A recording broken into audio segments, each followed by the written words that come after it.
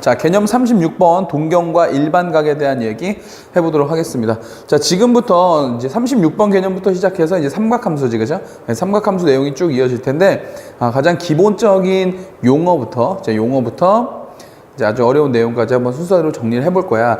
근데 여러분들이 꼭 기억해야 될 건 요 삼각함수에 대한 부분이 이전 교과 과정에서는 자연계 학생들만 배웠었어. 자연계 학생들만 배웠었는데 이제 수학 1이라는 단원에 들어오면서 자연계, 물론 인문계 자연계가 구분을 딱히 짓지 않는 교육 과정이지만 어쨌든 대학을 어떤 계열로 가냐에 따라서 선택 과목이 달라지는 요러한 이제 수학 체계에서 그런 구분에 상관없이 모든 학생들이 다 배우는 단원이 되어버린 거죠.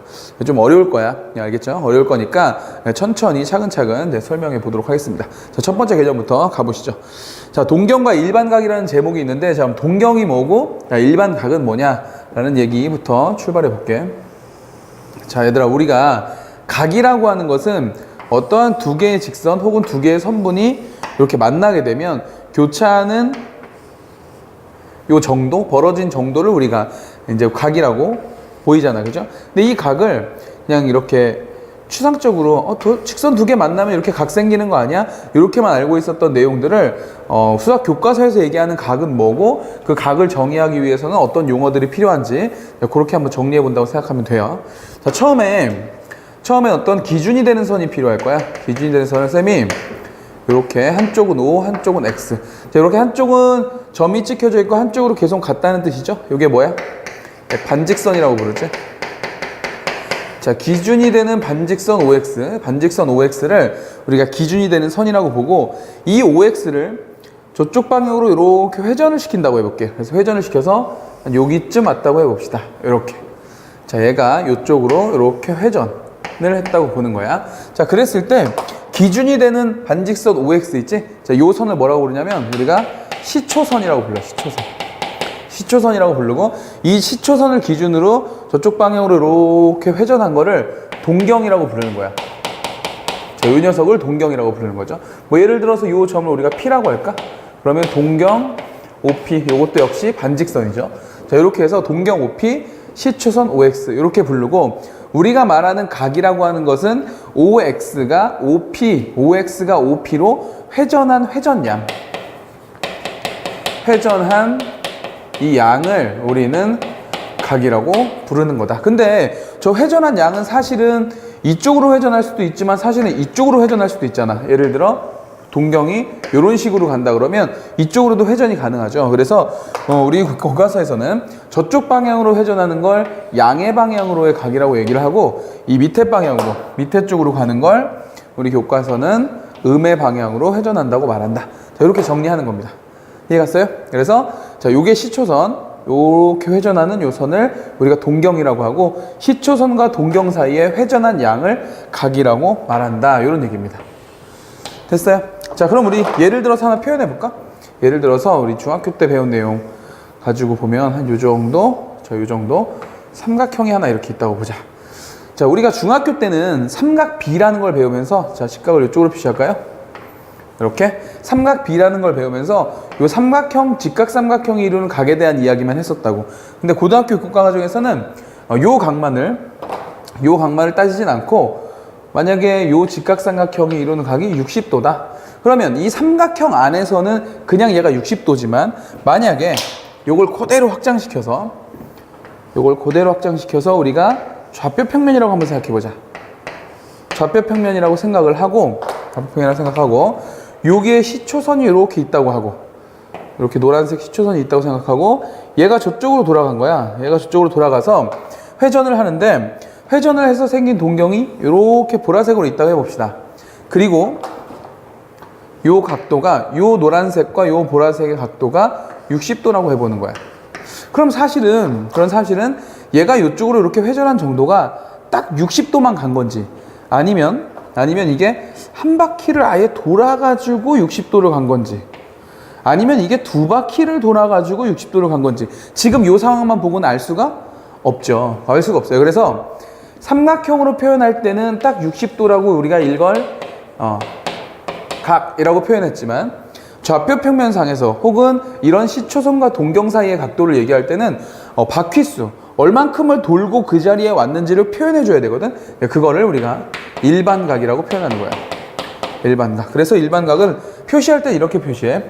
노란색과 보라색 사이의 각은 60도가 맞으나 60도가 맞지만 얘가 몇 바퀴를 돌았는지 모른다. 그래서 360도 곱하기 n이 앞에 더해져야 한다. 이런 얘기예요. 60도는 60도인데 360도 한 바퀴죠. 한 바퀴. 한 바퀴가 몇 번 돌아가고 60도인지를 우리가 모르기 때문에 이렇게 표현해 주는 걸 일반각이라고 합니다. 자, 그래서 저기다 일반화시켜서 한번 써볼게. 시초선과 동경 사이의 각이 예를 들어 세타라고 할 때 우린 이 세타가 어떻다고? 그냥 세타인지 아니면 한 바퀴를 돌고 나서 세타인지 아니면 두 바퀴를 돌고 나서 세타인지 알 수가 없으므로 요 사이의 각을 표시할 때는 어떻게 표시한다? 그렇죠. 360도 곱하기 n 플러스 세타라고 표현을 한다. 요게 뭐라고요? 일반각이다. 이해갔죠? 오케이. 그래서 삼각함수에서 첫 번째 우리 개념에서 배우는 건 동경이라는 녀석의 정의, 그리고 각이라는 녀석의 정의, 그리고 일반각이라는 녀석의 정의에 대한 이야기를 해본 겁니다. 됐죠? 오케이. 문제 한번 풀어보자. 첫 번째. 자, 첫 번째 문제 보니까 각 세타를 나타내는 동경과 4세타를 나타내는 공경이, 자, 세타를 나타내는 동경이 있고 4세타를 나타내는 동경이 있대. 근데 이 동경이 X축에 대해서 대칭이래요. X축에 대해서 자, 대칭이래. 얘들아, 우리가 이제 삼각함수 쪽으로 넘어오면 아무래도 그래프를 그리거나 도형을 그리는 일이 많겠죠? 삼각형을 그리는 일도 많을 거고. 자, 그래서 기하 파트에 이렇게 도형을 그리거나 그래프를 그리거나 하는 형태의 단어는 웬만하면 그래프를 그리고, 자, 그림을 그리고 그 그림을 식으로 옮기는 연습을 많이 하셔야 돼요. 근데 우리 학생들은, 도형을 싫어하는 학생들은 대부분 식으로서만 뭔가를 해결하려고 하는데, 그러다 보면 함정에 빠지기도 하고 식이 좀 복잡하게 나오기도 하고 잘 안 풀리는 경우도 있어요. 그래서 늘 습관처럼 기하 문제는 뭐부터? 그렇죠. 그림으로부터 먼저 표현을 해주고 그걸 식으로 ом기는 이런 연습을 꼭 해주기 바랍니다. 이렇게. 자, 지금 이 문제도 마찬가지야.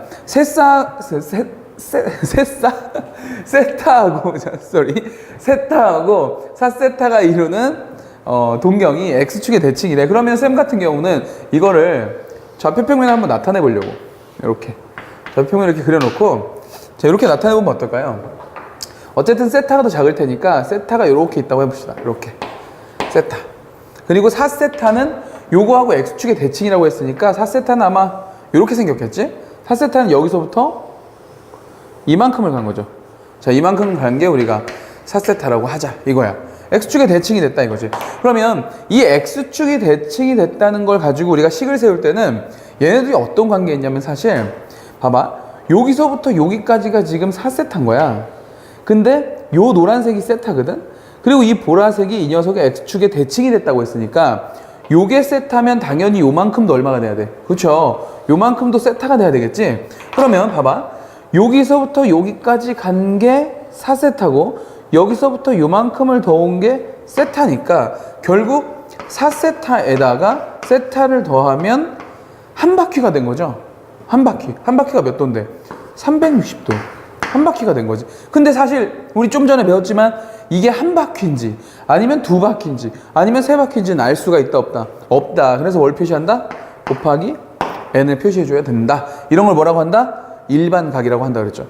오케이. 그럼 됐네. 결국에는 문제에서 세타와 4세타가 X축의 대칭이 됐다고 했지만 이 녀석이 나타내는 그림은 이런 모양이었고 이 그림을 식으로 옮기니까 이런 뜻이었다. 자, 이렇게.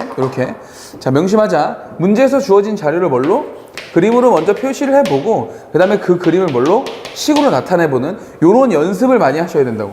그래야 나중에 어려운 문제를 만났어도 실수하지 않고 풀 수 있단 말이야. 자, 가봅시다. 계산할게요. 4세타에다 세타를 더하니까 얼마 되고요? 네, 5세타 되고 얘는 360도 곱하기 n이 되고 양쪽을 5로 나누죠. 그럼 세타는 얼마야? 자, 5, 7, 35, 5, 20 72도 곱하기 n. 자, 이렇게 표현이 돼야 되는 거예요. 자, 문제 조건이 있겠지? 세타는 어디서부터 어디? 2분의 파이부터 파이까지래. 2분의 파이부터 어디까지다? 자, 파이까지다. 자, 우리 지금 수업 듣는 학생들은 2분의 파이하고 요 파이가 뭔지 모르죠? 뭔지 몰라서 지금은 찾을 수 없을 텐데 뒤에 가서 배울 거야. 쌤이 요거 바꿔놓는다는 걸 깜빡했어요. 파이가 180도입니다. 180도. 선생님 왜 파이가 180도에 그거 좀 이따 뒤에서 설명해 드릴 거예요. 우리 개념에 있어. 지금은 좀 알아둡시다 그냥. 아니면 요거 바꿔놔도 되고요. 파이가 180도예요. 오케이. 자 그럼 여기가 90도란 얘기고 여기가 180도란 얘기야. 그래서 90도부터 180도 사이에 있는 각이니까 n에 얼마 들어가야 돼? n에 1 들어가면 안 되죠? 얼마 들어가면 돼요? 그렇지. n에다가 2를 집어넣으면 되겠지. 그래서 우리가 원하는 답은 144도이다. 이렇게 찾는 겁니다. 됐나요? 자, 오케이. 자, 연습 한번 더 해보자. 2번 문제 볼게. 자, 2번 문제를 보니까 2번 문제는 두 각이 있는데 이번에 하나가 세타고 하나가 7세타야. 근데 조건이 이 두 녀석이 나타내는 두 동경이 일직선상에 있대. 자, 일직선상에 있고 방향은 반대다. 방향은 반대라고 할 때, 방향은 반대라고 할 때 세타의 크기를 구하시오. 이렇게 돼 있네. 자, 그러면 요것도 우리 문제 조건에 먼저 알았으니까 요거를 또 그림으로 한번 나타내 보자. 자, 이런 얘기죠. 자, 그러면 세타부터 나타내 보자. 세타가 이렇게 있다고 할게요. 자, 요게 세타라고 해보자. 자, 그러면 7세타는 일직선이라고 했거든. 일직선이니까 이렇게 생긴 직선에 있단 얘기고, 반대 방향이라고 했으니까 얘가 아니고 이쪽을 말하는 거겠지, 그죠? 자, 노란색은 세타. 자, 요게 세타.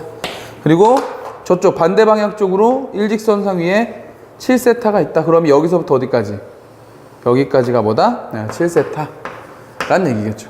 됐나요? 자, 이렇게 그림을 옮겨 놓고 이제 뭐 한다? 이걸 식으로 바꾼다. 자, 식으로 바꿔볼게. 여기서부터 여기까지가 지금 7세타거든요, 이렇게. 여기서부터 여기까지가 7세타인데, 요게 세타면 사실 요것도 뭐야? 일직선상에 있으니까. 얘도 세타가 되죠. 그러면, 자, 봐봐. 여기서부터 여기까지 7세타였어. 7세타. 근데 요게 세타야.